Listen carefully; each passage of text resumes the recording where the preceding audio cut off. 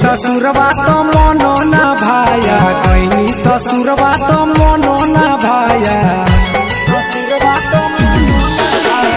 गईनी ससुरबा तो मनो ना भाया गईनी ससुरबा तो मनो ना भाया मोरबा का लड़किया बेचो हसाया मोरबा का लड़किया बेचो हसाया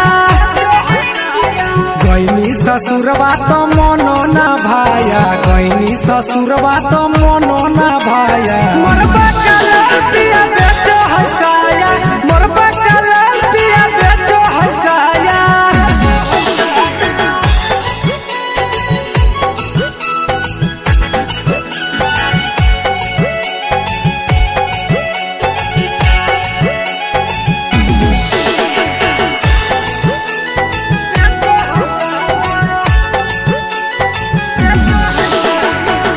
कके ये सखी भेल 10 दिन गे ना जाने हमर के बनल सब 3 गे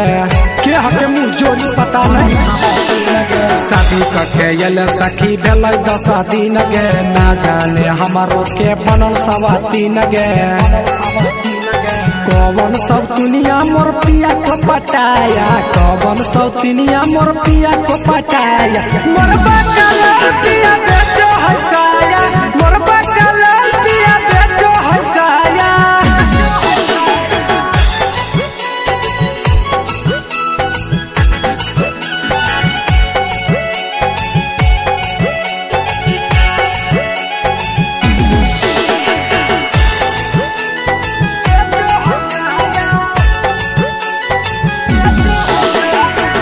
जे जनतल सखी शादी नहीं करतल गे जिंदगी भर भले सखी कुमारे रहतल गे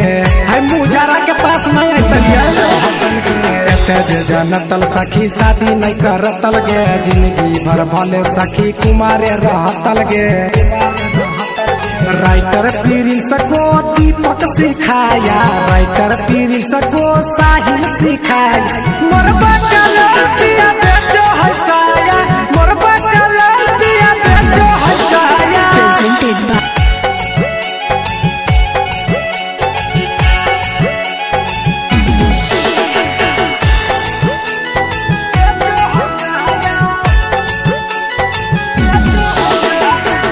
जे जनतल सखी शादी नहीं करतल गे जिंदगी भर भले सखी कुमारे रहतल गे है मुजारा के पास नहीं जे जनतल सखी शादी नहीं करतल गे जिंदगी भर भले सखी कुमारे रहतल गे राइटर